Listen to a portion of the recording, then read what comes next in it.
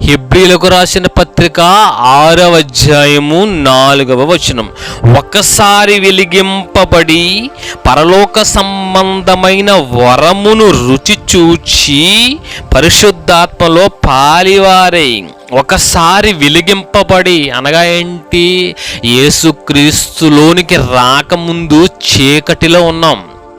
యేసుక్రీస్తులోనికి రాకముందు అంధకారమైనటువంటి జీవితంలో మనం ఉన్నాం.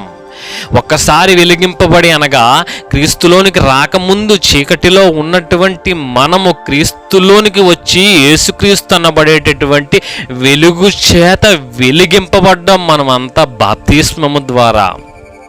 అంటే చీకటిలో నుంచి వెలుగులోనికి యేసుక్రీస్తు ద్వారా బాప్తిస్మం రూపంలో క్రీస్తులోనికి ప్రవేశించి క్రీస్తుని ధరించుకున్నటువంటి మనము చీకటిని తొలగించుకొని వెలిగించబడ్డాము యేసుక్రీస్తు అనబడేటటువంటి వెలుగు చేత.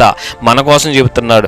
ఒకసారి యేసుక్రీస్తు చేత వెలిగింపబడి రక్షింపబడి బాప్తిస్మము తీసుకుని క్రీస్తులోనికి వచ్చి క్రీస్తుని ధరించుకుని పరలోక సంబంధమైన వరమును రుచి చూసి మరణం తర్వాత మరొక లోకం ఉన్నదన్న నమ్మకముతో విశ్వాసముతో క్రీస్తుని అంగీకరించి మనిషికి మరణము ముగింపు కాదన్న సంగతిని గమనించి మరణించిన తర్వాత మనకు మరొక లోకం ఉన్నదన్నటువంటి ఉద్దేశాన్ని కలిగి ఉండి దైవ గ్రంథం చెప్పినట్లుగా ఆలోచిస్తూ మరణం తర్వాత మరొక లోకం ఉంది, అది శాశ్వతకాల సంతోషం అన్నటువంటి నిరీక్షణ కలిగిన వారమై పరలోక సంబంధమైనటువంటి ఆ లోకాన్ని గూర్చినటువంటి పరిస్థితిని రుచి చూచి పరిశుద్ధాత్మలో పాలివారై దేవుని దివ్యవాక్యమును రాబోవు యుగ సంబంధమైన శక్తుల ప్రభావమును అనుభవించిన తరువాత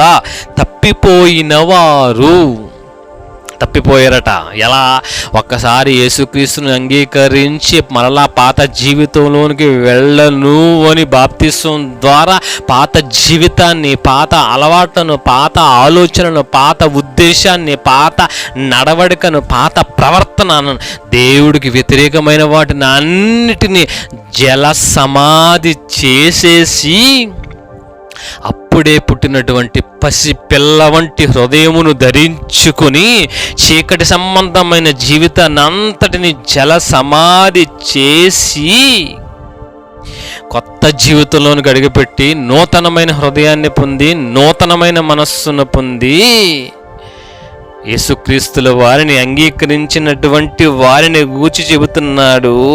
అనుభవించిన తర్వాత తప్పిపోయిన వారు, మరలా పాత జీవితంలోనికి పోయినవారు, మనలా పాత మాటల్లోనికి పోయినవారు, పాత బూతులు మాట్లాడుతున్నటువంటి వారు, పాత చెడు అలవాటు చేసుకుంటున్నటువంటి వారు, మరలా పాత ముందు క్రీస్తులోనికి రాకముందు ఏ రకంగా అయితే బ్రతికేమో లోకానుసారంగా మరలా క్రీస్తులోనికి వచ్చిన తర్వాత కూడా ఇవన్నీ తెలుసుకొని కూడా బైబిల్ చదివి కూడా ప్రార్థన చేస్తూ కూడా బాప్తిసం తీసుకుని కూడా వెలిగించబడి కూడా మరలా పాత జీవితంలోనికి పాత లోకాశలలోనికి మరలా తప్పిపోయినటువంటి వారు తమ విషయములో దేవుని కుమారుని మరలా సిలువ వేయచ్చు,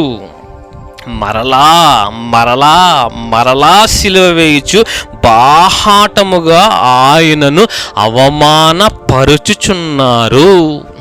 చూడండి, యేసుక్రీస్తుని కలిగి ఉన్నటువంటి వారు మరలా తప్పు చేస్తే, పొరపాటు చేస్తే, మోసము చేస్తే, లోకాశల్లో పడి బతికితే, పాత అలవాట్లు మళ్ళా అలవర్చుకుంటే, అనకూడని మాటలంటే సహనము ఓర్పు చూపించకుంటే నువ్వు మరలా పాత జీవితంలోనికి వెళ్ళిపోతే నువ్వు మరలా యేసుక్రీస్తుని మరలా సిలువ వేయచ్చు ఆయనను బాహాటముగా అవమానపరుస్తున్నటువంటి వాడివట.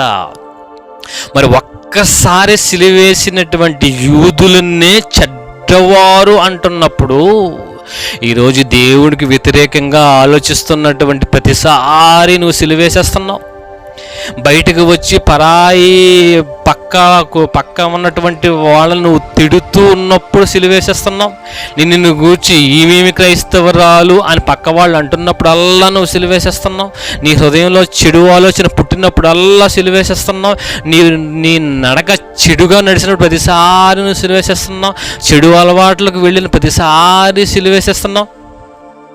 అంటే నీ అలవాట్లతో సిలువేసేస్తున్నావు, నీ ఆలోచనలతో సిలువేసేస్తున్నావు, నీ మాటలతో సిలువేసేస్తున్నావు, నీ ఉద్దేశాలతో సిలువేసేస్తున్నావు, నీ ప్రవర్తనతో సిలువేసేస్తున్నావు.